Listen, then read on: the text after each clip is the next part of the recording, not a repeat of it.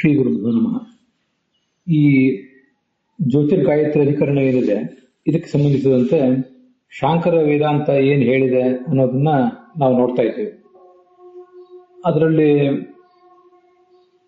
ನಮ್ಮ ಗುರುಗಳು ಹರಿದಾಸ ಭಟ್ಟಾಚಾರ್ಯರು ಅನುವಾದಿಸಿದ ಪುಸ್ತಕದ ಅನುಸಾರವಾಗಿ ಹೆಚ್ಚಿನದನ್ನೆಲ್ಲ ನೋಡಿದ್ದೀವಿ. ಜ್ಯೋತಿಷ್ಚರಣಾಭಿಧಾನಾತ್ ಮತ್ತು ಛಂದೋಭಿಧಾನಾನ್ನೇತಿ ಚೇನ್ನ ತಥಾ ಚೇತೋತ್ಮಾನಿಕದ ತಥಾ ಹಿ ದರ್ಶನಮನ್ನು ಸೂತ್ರದ ಅರ್ಥ ನೋಡಿದ್ದೇವೆ. ಅದರಲ್ಲಿ 131ನೇ ಪುಟದಲ್ಲಿ ಬ್ರಹ್ಮ ಪ್ರಪಂಚಕ್ಕೆ ಕಾರಣ, ಅದು ಅವ್ಯಕ್ತ, ಆದರೆ ಕಾರ್ಯರೂಪವಾದ ರೂಪದಿಂದ ಅದು ವ್ಯಕ್ತ ಆಗ್ತದೆ ಅಂತಿಷ್ಟೆಲ್ಲ ವಿಷಯಗಳನ್ನ ಅಲ್ಲಿ ನಾವು ನೋಡಿದ್ದೇವೆ. ಅಲ್ಲಿ ಈ ಸಕಲ ಪ್ರಪಂಚವೂ ಕೂಡ ಬ್ರಹ್ಮನ ಕಾರ್ಯ ಅದ. ಆದ್ರಿಂದ ಸರ್ವಂ ಖಲ್ವಿದಂ ಬ್ರಹ್ಮ ಅಂತಾರೆ. ಎಲ್ಲವೂ ಬ್ರಹ್ಮನೇ ಅಂದ್ರೆ ಅರ್ಥ ಏನು? ಎಲ್ಲವೂ ಬ್ರಹ್ಮನ ಕಾರ್ಯ ಅಂತ ಅರ್ಥ. ಗಡಿಗೆಯನ್ನು ನೋಡಿ ಇದು ಮಣ್ಣು ಅಂತ ಹೇಳಿದಂತೆ, ಬಂಗಾರದ ಆಭರಣವನ್ನು ನೋಡಿ ಇದೇನು ಅಂತ ಯಾರು ಕೇಳಿದ್ರೆ ಬಂಗಾರ ಅಂತಾನೆ ಹೇಳ್ತಾರೆ, ಅದನ್ನು ಗುರುತಿಸ್ತಾರೆ. ಹಾಗೆ ಸರ್ವಂ ಖಲ್ವಿದಂ ಬ್ರಹ್ಮ, ಇದೆಲ್ಲವೂ ಬ್ರಹ್ಮ ಅಂತ ಹೇಳಿದಂತೆ ಯದ್ವೈತದ್ ಬ್ರಹ್ಮ, ಏನು ಈ ಜಗತ್ತಿನಲ್ಲಿದೆಯೋ ಅದೆಲ್ಲವೂ ಬ್ರಹ್ಮವೇ. ಅದು ಮತ್ತೆ ಗಾಯತ್ರಿ ವಾಯುಧಂ ಸರ್ವಂ, ಗಾಯತ್ರಿಯೇ ಇದೆಲ್ಲವೂ ಅಂತ ಹೀಗೆಲ್ಲ ವರ್ಣನೆ ಮಾಡಿದ್ದಾರೆ. ಹೀಗೆ ಆ ಸಕಲವೂ ಕೂಡ ಬ್ರಹ್ಮನ ಕಾರ್ಯ ಆದ್ರಿಂದ ಅಂತ ಅಲ್ಲಿ ಬಂತು. ನಮಗೆ ಸಾಮಾನ್ಯವಾಗಿ ನಾವು ಮೊನ್ನೆ ದಿವಸ ನೋಡಿದ್ದೀವಿ ಅದನ್ನು, ಅದ್ವೈತ ದೃಷ್ಟಿಕೋನ ಏನು, ಜಗತ್ತು ಮಿಥ್ಯಾ ಅಂತ ಹೇಳ್ತಾರೆ ಅವರು. ಶುಕ್ತಿಯಲ್ಲಿ ಕಂಡಂತಹ ರಚಿತ, ಹಗ್ಗದಲ್ಲಿ ಕಂಡಂತಹ ಹಾವು, ಇದನ್ನೆಲ್ಲ ಮಿಥ್ಯಾ ಅಂತ ಹೇಳ್ತಾರೆ. ಮಿಥ್ಯಾಭೂತವಾದ ವಸ್ತು ಅದು ಯಾವುದೂ ಕೂಡ ಕಾರ್ಯ ಆಗಿರೋದಿಲ್ಲ ನಮ್ಗೆ ಗೊತ್ತಿರುವಂತೆ, ಅದು ಬರೀ ತೋರುವುದಷ್ಟೇ. ಹಗ್ಗದಲ್ಲಿ ಕಂಡ ಹಾವು ತೋರೋದು ಮಾತ್ರ, ಮತ್ತೆ ಕಪ್ಪೆ ಚಿಪ್ಪಿನಲ್ಲಿ ಕಂಡ ಬೆಳ್ಳಿ ಅದು ತೋರೋದು ಮಾತ್ರ. ಹಾಲಿನಿಂದ ಮೊಸರಾದ್ರೆ ಅದು ಕಾರ್ಯ, ಬಂಗಾರದ ಗಟ್ಟಿಯಿಂದ ಆಭರಣ ಆದ್ರೆ ಅದೊಂದು ಕಾರ್ಯ. ಹೊರತು ಈ ಯಾವುದು ಕೇವಲ ತೋರಿದೆ ಅದನ್ನ ಯಾರು ಕೂಡ ಕಾರ್ಯ ಅಂತ ಹೇಳೋದಿಲ್ಲ. ಆದ್ರೂ ಕೂಡ ಇಲ್ಲಿ ಸಕಲ ಪ್ರಪಂಚವು ಬ್ರಹ್ಮನ ಕಾರ್ಯ ಅಂತ ಹೇಳಿದ್ದಾರೆ. ಇದರಲ್ಲಿ ಈ ಶಾಂಕರ ವೇದಾಂತದಲ್ಲಿ ಒಂದು ಅಭಿಪ್ರಾಯ ಹೀಗೆ ಕೇಳಿ ಬರ್ತದೆ. ಅದನ್ನು ಯಾರು ಹೇಳಿದ್ದಾರೆ, ಶಾಂಕರ ವೇದಾಂತದಲ್ಲಿ ಯಾರು ಹೇಳಿದ್ದಾರೆ ಅನ್ನೋದನ್ನ ಮತ್ತೆ ಯಾವಾಗಾರ ಒಂದ್ಸಲ ನೋಡೋಣ. ಅಲ್ಲಿ ವಿವರ್ತ ಅಂತ ಶಬ್ದ ಪ್ರಯೋಗ ಮಾಡ್ತಾರೆ, ಇಲ್ಲಿ ಮಾಡಿಲ್ಲ, ನಾವೀಗ ನೋಡ್ತಾ ಇರೋ ಭಾಗದಲ್ಲಿ ಮಾಡಿಲ್ಲ. ಆದ್ರೆ ನಾವೀಗಾಗಲೇ ವಿವರ್ತ ಅನ್ನೋ ಶಬ್ದವನ್ನು ಒಂದ್ಸರಿ ಕೇಳಿದ್ವಿ. ಕೇಳಿದ ದೃಷ್ಟಿಯಿಂದ ಕೇವಲ ಕೋಶಗಳಲ್ಲಿ ವಾಚಸ್ಪತ್ಯ ಮೊದಲಾದ ಕೋಶದಲ್ಲಿ ಏನು ಹೇಳಿದ್ದಾರೆ ಅಷ್ಟು ಮಾತ್ರ ಇನ್ನೊಂದೆರಡು ವಾಕ್ಯದಲ್ಲಿ ನೋಡಿ ನಾವು ಮುಂದೆ ಸಾಗೋಣ. ಈ ವಿವರ್ತ ಅಂದ್ರೆ ಒಂದು ಸಮುದಾಯ ಅಂತ ಅರ್ಥ, ಒಂದು ಕಾರ್ಯ ಅಂತ ಅರ್ಥ. ಈಗ ಈ ಎಲ್ಲ ಅರ್ಥ ನಮ್ಗೆ ಗೊತ್ತಿದೆ. ಕಪ್ಪೆ ಚಿಪ್ಪಿನಿಂದ ಬೆಳ್ಳಿ, ಅದನ್ನೇ ಉದಾಹರಣೆ ಕೊಟ್ಟಿದ್ದಾರೆ ಅವರು. ಕಪ್ಪೆ ಚಿಪ್ಪಿನಿಂದ ಬೆಳ್ಳಿ ಅಂತ ಹೇಳಿದಾಗ ಆ ಕಪ್ಪೆ ಚಿಪ್ಪು ಅನ್ನೋದು ಕಾರಣ, ಬೆಳ್ಳಿ ಕಾರ್ಯ ಅಂತ ಒಂದು ಅಭಿಪ್ರಾಯ. ಅದು ಹೇಗೆ ಅಭಿಪ್ರಾಯ ಅಂತ ಅನ್ನೋದನ್ನು ಮುಂದೆ ನೋಡೋಣ. ಅಲ್ಲೇನೆ ಬ್ರಹ್ಮಣೋ ಜಗತ್ತು, ಬ್ರಹ್ಮನ ಕಾರ್ಯ ಈ ಜಗತ್ತು ಅಂತಿಷ್ಟು ಅಭಿಪ್ರಾಯ ಕೊಟ್ಟು ವೇದಾಂತಿಭಿ ವಿವರ್ತವಾದ ಏವ ಆಶ್ರಿತಃ ನ ಪರಿಣಾಮವಾದ ಅಂತ ಕೊಟ್ಟಿದ್ದಾರೆ. ಇಷ್ಟು ನಮಗೆ ಸಾಕು ಈ ಹಂತದಲ್ಲಿ. ವೇದಾಂತಿಗಳು ಅಂದ್ರೆ ಅದ್ವೈತ ವೇದಾಂತಿಗಳು ವಿವರ್ತವಾದವನ್ನು ಸ್ವೀಕಾರ ಮಾಡಿದ್ದಾರೆ ಹೊರತು ಪರಿಣಾಮವಾದವನ್ನು ಸ್ವೀಕಾರ ಮಾಡಲಿಲ್ಲ. ಪರಿಣಾಮವಾದ ಅಂದ್ರೆ ಹಾಲು ಮೊಸರಾದಂತೆ, ಮೊಸರು ಮಜ್ಜಿಗೆ ಆದಂತೆ, ಬಂಗಾರವೇ ಆಭರಣವಾದಂತೆ ಈ ಬ್ರಹ್ಮ ಜಗತ್ತಿನ ರೂಪದಲ್ಲಿ ಪರಿಣಾಮಿಸುವುದಲ್ಲ. ಆ ಥರ ಪರಿಣಾಮಿಸಿದಾಗ, ಹಾಲು ಮೊಸರಾದಾಗ ಹಾಲು ತನ್ನ ಗುಣವನ್ನೇ ಕಳ್ಕೊಂಡ್ಬಿಟ್ಟಿರ್ತದೆ, ಅಲ್ಲೊಂದು ವಿಕಾರವೇ ಆಗಿಬಿಟ್ಟಿರ್ತದೆ. ಆದರೆ ಇಲ್ಲಿ ಬ್ರಹ್ಮನಿಗೆ ವಿಕಾರ ಏನೂ ಆಗಿಲ್ಲ.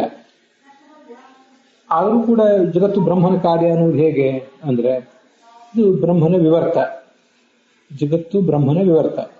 ಅದಕ್ಕಿರುವಂತಹ ಒಂದೇ ಉದಾಹರಣೆ ಅಂದ್ರೆ ಕಪ್ಪೆ ಚಿಪ್ಪಿನಿಂದ ಬೆಳ್ಳಿ. ಇದನ್ನ ನಾವು ಒಪ್ಲಿ ಬಿಡ್ಲಿ, ಹಾಗೊಂದು ಅಭಿಪ್ರಾಯ ಹೇಳ್ತಾರೆ ಅವರು. ಕಪ್ಪೆ ಚಿಪ್ಪಿನಿಂದ ಬೆಳ್ಳಿ ಹುಟ್ಟಿದೆ ಇಲ್ಲಿ, ಹಗ್ಗದಿಂದ ಹಾವು ಹುಟ್ಟಿದೆ ಇಲ್ಲಿ, ಹುಟ್ಟಿಲ್ಲ, ಅದು ಕೇವಲ ತೋರಿದ್ದು ಅಸತ್ಯ ಅಂತ ನಾವಂತೀವಿ. ಆದ್ರೆ ಅವರು ಅದರ ಅಭಿಪ್ರಾಯ ಹೇಳ್ತಾರೆ, ವಿವರ್ತ ಅಂತ ಹೇಳಿ. ಪರಿಣಾಮವಾದವನ್ನು ಸ್ವೀಕಾರ ಮಾಡಿಲ್ಲ ವೇದಾಂತಿಗಳು, ಹೊರತು ಕೇವಲ ವಿವರ್ತವಾದ. ವಿವರ್ತ ಅಂದ್ರೆ ಅದು ಈ ಕಡೆ ಪೂರ್ಣ ಹಾಲು ಮೊಸರಾದಂತೆ ಅಲ್ಲ,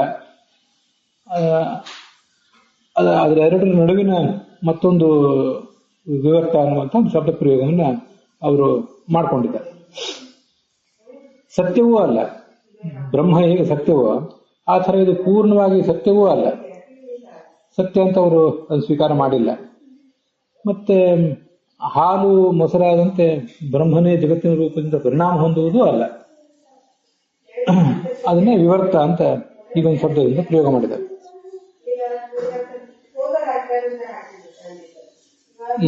ಏಕಸ್ಯ ಸತಃ ವಿವರ್ತಃ ಕಾರ್ಯಜಾತಂ ನ ವಸ್ತು ಸತ್. ಒಂದೇ ವಸ್ತು ಪರಬ್ರಹ್ಮ ಏನಿದೆ ಅದರ ವಿವರ್ತ ಈ ಜಗತ್ತು ಅಂತ ಹೀಗೆ ಅದನ್ನು ಬೇರೆ ಬೇರೆ ಕಡೆ ಪ್ರಯೋಗ ಮಾಡಿದ್ದಾರೆ. ಸಮವಾಯಿ ಕಾರಣ ವಿಸದೃಶ ಕಾರ್ಯೋತ್ಪತ್ತಿ, ಇದು ಶಬ್ದ ಕಲ್ಪದ್ರುಮ ಕೋಶದಲ್ಲಿ ನಾವು ಕಾಣಿಸೋದು. ಸಮವಾಯಿ ಕಾರಣ ಅಂದ್ರೆ ಮೆಟೀರಿಯಲ್ ಕಾಸ್. ನಾವು ಯಾವುದನ್ನು ಉಪಾದಾನ ಕಾರಣ ಅಂತೀವಿ ಅದನ್ನೇ ಸಮವಾಯಿ ಕಾರಣ ಎಂಬ ಶಬ್ದದಿಂದ ತಾರ್ಕಿಕರು ಹೇಳಿದ್ದಾರೆ. ಆ ಸಮವಾಯಿ ಕಾರಣಕ್ಕಿಂತ ವಿಸದೃಶ ಭಿನ್ನವಾಗಿರುವಂತಹ ಒಂದು ಕಾರ್ಯ ಹುಟ್ಟುವುದು ಅಂತ ಹೀಗಾದ್ರ ಅರ್ಥ. ಮಣ್ಣು ಗಡಿಗೆಗೆ ಸಮವಾಯಿ ಕಾರಣ, ನೂಲು ಬಟ್ಟೆಗೆ ಸಮವಾಯಿ ಕಾರಣ. ಆ ಥರ ಈ ಬ್ರಹ್ಮ ಜಗತ್ತಿಗೆ ಸಮವಾಯಿ ಕಾರಣ ಅಥವಾ ಉಪಾದಾನ ಕಾರಣ ಅಂತ ಅರ್ಥ ಅಲ್ಲ. ಇದೊಂದು ರೀತಿಯಾದ ಬೇರೆ ರೀತಿಯಾದ ಕಾರ್ಯ ಅಂತ ಅವರ ತಾತ್ಪರ್ಯ. ಇಷ್ಟನ್ನ ವಿವರ್ತ ಎಂಬ ಶಬ್ದದಿಂದ ಅವರು ಸ್ವೀಕಾರ ಮಾಡಿದ್ದಾರೆ.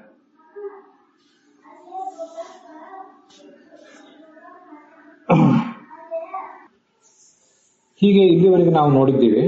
ಅದರ ನಂತರ ಭೂತಾದಿಪಾದ ವ್ಯಪದೇಶೋಪತ್ತೇಶ್ಚೈವಂ ಅಂತ ಸೂತ್ರ. ಆ ಸೂತ್ರಕ್ಕೆ ಶಂಕರ ಭಗವತ್ಪಾದರು ಏನು ಅರ್ಥ ಹೇಳಿದ್ದಾರೆ ಅಂತ ಅನ್ನೋದು ನೋಡೋಣ. ಈ ಜ್ಯೋತಿಷನ್ನು ಹೇಳುವಂತಹ ವಾಕ್ಯ ಅಲ್ಲೇನು ಬರ್ತದಲ್ಲ ಛಾಂದೋಗ್ಯದಲ್ಲಿ, ಅದಕ್ಕಿಂತ ಮುಂಚೆ ಬ್ರಹ್ಮನೇ ಅಲ್ಲಿ ಪ್ರಸ್ತುತನಾಗಿದ್ದಾನೆ. ಆದ್ರಿಂದ ಆ ಬ್ರಹ್ಮನೇ ಈ ಜಗತ್ತಿನ ಇಲ್ಲಿ ಬ್ರಹ್ಮನೇ ಗಾಯತ್ರಿ ಅಂತ ಈ ತರ ಹೇಳಬೇಕು. ಬ್ರಹ್ಮನೇ ಪ್ರಸ್ತುತ ಆಗಿರೋದ್ರಿಂದ. ಅದು ಮಾತ್ರ ಅಲ್ಲ, ಗಾಯತ್ರಿ ಅನ್ನೋದು ಛಂದಸ್ಸಲ್ಲ ಹೊರತು ಪರಬ್ರಹ್ಮನೇ ಅಂತ ತಿಳ್ಕೊಳ್ಳಿಕ್ಕೆ ಮತ್ತೊಂದು ಕಾರಣ ಇದೆ. ಅದೇನು ಕಾರಣ ಅಂದ್ರೆ, ಈ ಗಾಯತ್ರಿಗೆ 4 ಪಾದಗಳಿವೆ ಅಂತ ವರ್ಣನೆ ಮಾಡಿದ್ದಾರೆ. ಯಾವ ಪಾದಗಳವು? ಭೂತ ಅಂದ್ರೆ ಎಲ್ಲಾ ಭೂತಗಳು, ಪೃಥ್ವಿ ಮತ್ತು ಶರೀರ, ಹೃದಯ ಅಂತ ಹೀಗೆ. ನಾನು ಅಲ್ಲಿ ಭೂತ ಅಂತ ಹೇಳುವ ಸ್ವಲ್ಪ ವ್ಯತ್ಯಾಸ ಮಾಡಿದೆ. ಭೂತ ಅಂದ್ರೆ ಅಲ್ಲಿ ಏನು ಶಬ್ದ ಪ್ರಯೋಗ ಇದೆ ಅನ್ನೋದನ್ನು ಹೇಳಿದೆ. ಆಚಾರ್ಯರು ತಮ್ಮ ಸಿದ್ಧಾಂತದಲ್ಲಿ ಭೂತ ಅಂತಂದ್ರೆ 10 ಅವತಾರಗಳನ್ನು ಭೂತ ಅಂತ ಹೇಳಿದ್ದಾರೆ. ಭೂತನಾಮ ಅವತಾರಕ ಅಂತ. ಇಲ್ಲಿ ಭೂತ ಅಂತ ಶಬ್ದ ಪ್ರಯೋಗ ಬಂದಿದೆ, ಅಷ್ಟನ್ನೇ ಹೇಳಿದ್ವಿ. ಅದಕ್ಕೆ ವಿವರಣೆ ಏನು ಅಂತ ಅವ್ರು ಕೊಟ್ಟದ್ದನ್ನು ನಾವು ನೋಡ್ಬೇಕಾಗ್ತದೆ. ಅದು ಬೇಡ ಇಲ್ಲಿ. ಅಂತೂ ಭೂತ, ಪೃಥ್ವಿ, ಶರೀರ, ಹೃದಯ ಹೀಗೆ 4 ಪಾದಗಳನ್ನು ಗಾಯತ್ರಿ ಹೇಳಿದ್ದಾರೆ. ಈ 4 ಪಾದಗಳು ಗಾಯತ್ರಿ ಛಂದಸ್ಸಿಗಿಲ್ಲ. ಆದ್ರಿಂದ ಇಲ್ಲಿ ಹೇಳಲ್ಪಟ್ಟಂತ ಗಾಯತ್ರಿ ಅಂದ್ರೆ ಪರಬ್ರಹ್ಮನೇ ಆಗಿರಬೇಕು. ಪುರುಷ ಸೂಕ್ತದಲ್ಲಿಯೂ ಕೂಡ ಆ ಪರಬ್ರಹ್ಮನನ್ನೇ ವರ್ಣನೆ ಮಾಡಿದ್ದಾರೆ. ಅದಕ್ಕೆ ಆಧಾರವಾಗಿ ಪುರುಷ ಸೂಕ್ತವನ್ನು ಹೇಳಿದ್ದಾರೆ. ಅರ್ಥಾತ್ ಶೈಷ ಷಡ್ವಿಧ ಚತುಷ್ಪದ ಗಾಯತ್ರಿ ಅಂತ ಹೇಳಿ ತದುಕ್ತಂ ತದೇತರ್ಜಾಭ್ಯುಕ್ತಂ ಅಂತ ಆ ಸಾಮವೇದದ ಅಥವಾ ಋಗ್ವೇದದ ಪುರುಷ ಸೂಕ್ತವನ್ನ ಹೇಳಿದ್ದಾರೆ. ಅದನ್ನೇ ಇದು ತಗೊಂಡಿದ್ದಾರೆ. ಪುರುಷ ಸೂಕ್ತ ಬ್ರಹ್ಮಪರ ಅಂದ್ರೆ ಗಾಯತ್ರಿಯು ಕೂಡ ಬ್ರಹ್ಮಪರ ಆಗಬೇಕು ಅಂತ. ಭೂತಾದಿಪಾದ ವ್ಯಪದೇಶೋಪತ್ತೇಶ್ಚ ಈ ಒಂದು ಕಾರಣದಿಂದಲೂ. ಇನ್ಯಾವ ಕಾರಣ ಅಂದ್ರೆ ಅಹಿಂದ ಜ್ಯೋತಿ ಚರಣಾಭಿಧಾನ ಅಂತ ಬಂದಿದೆ. ಅಲ್ಲಿ ಚರಣ ಅಂತಂದ್ರೆ ಪಾದ ಅಂತ ಅರ್ಥ. ಇಲ್ಲಿಯೂ ಕೂಡ ಪಾದ ಅಂದ್ರೆ ಪಾದ ಅಂತಾನೆ ಅರ್ಥ ಇಟ್ಕೊಂಡಿದ್ದಾರೆ. ಇದು ಒಂದು ಕಾರಣ. ಉಪದೇಶ ಭೇದಾನ್ಯತಿಚೆಯನ್ನ ಇದು ನಾವು ನಮ್ಮ ಸಿದ್ಧಾಂತದಲ್ಲಿ ಹೇಳಿದಂತಾನೆ ಅರ್ಥ ಅವರು ಹೇಳಿದ್ದಾರೆ. ಗಾಯತ್ರಿಯನ್ನ ಒಂದು ಕಡೆ ಅಮೃತಂ ದಿವಿ ಅಂತ ಪುರುಷ ಸೂಕ್ತ ಹೇಳ್ತದೆ, ಛಾಂದೋಗ್ಯ ದಿವ ಸ್ವರ ಅಂತ ಹೇಳ್ತದೆ. ಭಿನ್ನ ಭಿನ್ನ ಸ್ಥಳದಲ್ಲಿರುವಂತಹ ಗಾಯತ್ರಿ ಮತ್ತು ಜ್ಯೋತಿ ಎರಡು ಒಂದಾಗೋದು ಹೇಗೆ ಅಂದ್ರೆ ಏನು ವಿರೋಧ ಇಲ್ಲ. ಅದಕ್ಕೆ ಹೀಗೆ ಪ್ರಾಯ ಶಾಂಕರ ಭಾಷ್ಯದಲ್ಲಿ ಅಥವಾ ಅದ್ರ ಟಿಪ್ಪಣಿಗಳಲ್ಲಿ ಒಂದು ಉದಾಹರಣೆ ಕೊಟ್ಟಿದ್ದಾರೆ. ಅದೇನಂದ್ರೆ, ಮರದ ಮೇಲೆ ಒಂದು ಗಿಡಗ ಹಾರ್ತಾ ಇರ್ತದೆ. ಹಾರ್ತಿರೋ ಗಿಡಗವನ್ನು ನೋಡಿದ್ರೆ ನಮಗೇನು ಕೆಳಗಡೆಯಿಂದ ನೋಡಿದ್ರೆ ಏನ್ ಕಾಣಿಸ್ತದೆ? ಅದು ಮರದ ತುದಿಯಲ್ಲಿರುವಂತೆ ಕಾಣಿಸ್ತದೆ. ಮತ್ತೆ ಮರದ ಮೇಲಿದೆ ಅಂತನೂ ನಾವು ಹಾಗೆ ಹೇಳ್ಬೋದು. ಮರಕ್ಕಿಂತ ಮರ ಇರುವುದು ಒಂದು 10-20 ಅಡಿ, ಅದಕ್ಕಿಂತ ಎಷ್ಟೋ ಮೇಲೆ ಇರ್ತದೆ ಆ ಗಿಡಗ. ಅದು ಬೇರೆ, ಅದು ವಸ್ತುತಃ ಮರಕ್ಕಿಂತ ಮೇಲೇನೇ ಇದೆ. ಆದ್ರೆ ಒಂದ್ಯಾವುದೋ ದೃಷ್ಟಿಕೋನದಿಂದ ಅದು ಮರದ ತುದಿಯಲ್ಲಿ ಕಾಣಿಸ್ತದೆ ನಮಗೆ.